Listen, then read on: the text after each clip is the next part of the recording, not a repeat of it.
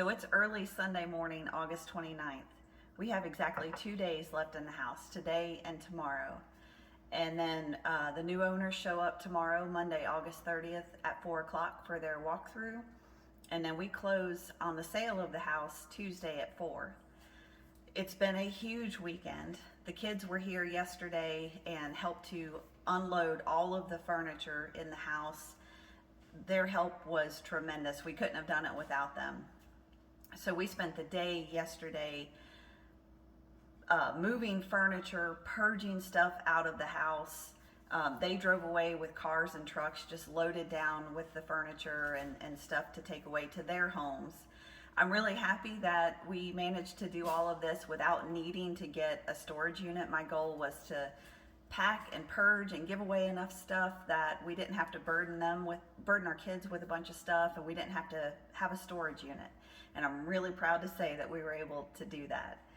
So yesterday was a big day. If you ever want to drive efficient decision making, pack your house in August, late August, in the South in particular. 95 degrees, 80% humidity, it will drive decision making to be so effective and almost ruthless. It's too hot to sit and debate over what to do with something. Get it in the truck, get it out of here. And we made tremendous progress last night. We have one piece of furniture left in the house right now. That's my bed. So I slept in the bed in the house last night so I could be with the dogs. Chris slept in the camper. I had to sleep on top of a quilt because I'd already given my sheets away. So that was an interesting night of sleep. I hope Chris slept better than I did. So we've got today. Today, everything's closed today, so we can't take anything to the trash dump or the donation place. So today will really be about moving stuff from the house that we're going to take to the camper, and then kind of staging everything else to be ready to go to the trash dump or the donation place tomorrow morning. After that, tomorrow is all about cleaning the house so that when the new owners show up, they love it as much as they did when they saw it and bought it. So I'll be busy cleaning the house tomorrow, and then we will spend the night, one more night in the camper in the driveway tomorrow. And then we close Tuesday, and then we'll start at our first campground, which is Charlotte Fort Mill KOA.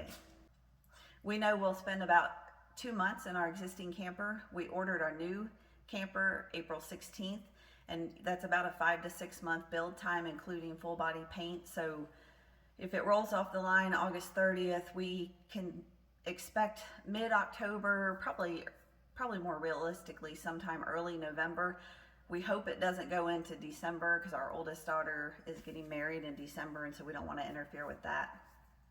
But the silver lining might be that, we're moving from this big house into a 35-foot fifth wheel. We have a 2016 Wildcat right now. And so we're going to go from full-size house to 35-foot camper. And then when we get our new camper, we'll go from 35 feet to 45 feet. So I'm hoping that when we make the transition from our existing camper to our new one, we're like, holy cow, we've got all this space. So maybe moving into the smaller camper for about 2 months will condition us to be ready to move into the bigger camper. We'll see.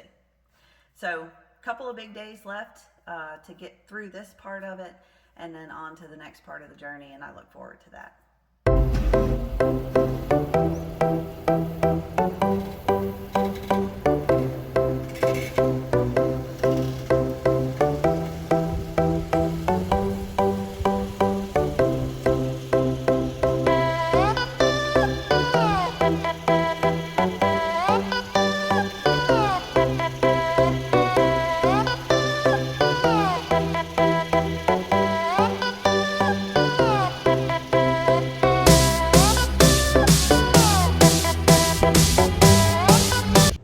Well, we've done it. We signed on the closing of our house Tuesday, August 31st, and started out at our first campground. We've been here since Tuesday. It's now Sunday, September 5th. It's incredible to think that we managed to do it. Saturday, this time last week, we were moving the last bit of the furniture out, and then Chris and I were just going crazy, getting everything into trash bags, everything ready to donate. Monday and Tuesday, really Monday, was all about finishing the house and then getting everything into the camper. Our goal was just to get it in the camper, Didn't matter where it was, just store it long enough for us to move to the campground on Tuesday after we closed, and that's what we did. Tuesday was still blazing hot, Tuesday night, and then into Wednesday we had Hurricane Ida go through, so we had the joy of just absolute downpours in the campground. But then after the hurricane moved out, the weather has been absolutely gorgeous. The exact kind of weather that you would want, 80 degrees, 30% humidity. It's been perfect. So we got here Tuesday. Tuesday was all about just getting the camper set up and then going to finish on the clothes. Wednesday, I took the dogs to the groomer so that they could get cleaned up, and then I took the morning off and spent the morning getting the camper set up. For me, for the back bedroom where I've got the dogs and all of my stuff, for the bathroom, I just needed that stability and order in order to settle in. And I'm so glad I did that. So Wednesday was all about settling in. And then after that, I worked Wednesday afternoon and Thursday like normal. And Chris has just been relaxing, watching his westerns and sitting outside and watching football last night. And it's amazing how light and happy we already feel, how relaxed we already feel. We're in the Charlotte Fort Mill KOA. The campground's, it's not terrible, it's not the best, it's just campground. But I've been able to walk the dogs. It's been fairly quiet except for this weekend when everybody started coming in for Labor Day, and even then it wasn't that bad either. But we've been enjoying it. We've been able to relax and get our pilgrimage started.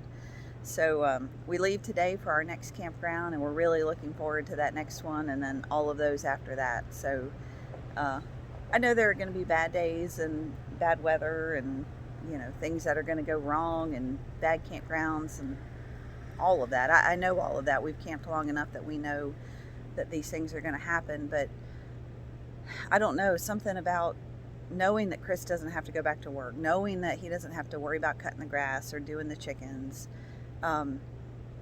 knowing that everything we have is right here, and we're content with that.